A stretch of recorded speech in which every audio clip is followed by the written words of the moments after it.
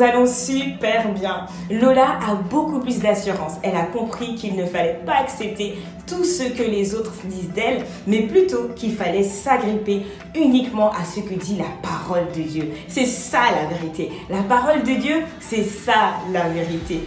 Lola a aussi compris que Dieu l'a justifiée et que ses erreurs du passé sont complètement passées. Voyons ici deux jeunes ados qui réalisent jour après jour que Jésus est vivant.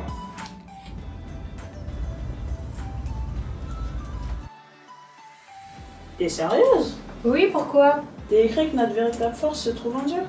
Oui, c'est le cas pour moi, pas pour toi. Bah si, mais c'est un peu la honte, non? Mais pourquoi, Lola? Parce que tout le monde va parler d'amis imaginaires, de célébrités qu'ils aiment bien, de techniques de méditation. Et nous, on va parler de notre force qui se trouve en Dieu. C'est un peu la honte. Tu as honte? Ouais, un peu. Pas toi? Non, non. Pourquoi? Tu sais, j'ai toujours vu mes parents assumer pleinement leur foi en Jésus et en parler dès qu'ils en avaient l'opportunité. Et notre sujet d'exposé n'est pas tabou, donc on peut parler de notre foi, j'ai demandé au prof. C'est vrai que la personne grâce à qui j'ai accepté Christ dans ma vie n'a pas eu honte de m'en parler. Mais pourquoi est-ce que tout le monde se hâte de parler de Dieu dès qu'ils en ont l'occasion? Ne devons-nous pas faire la part des choses?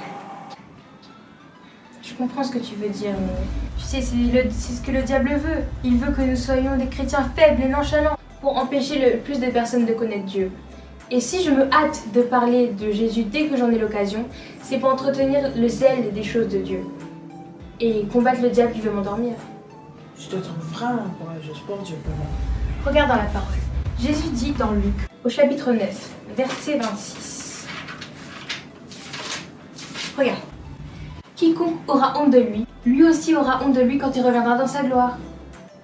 Ah, je comprends qu'il faut que j'arrête d'avoir honte de la parole de Dieu. Je vais arrêter d'avoir honte de l'évangile de Christ.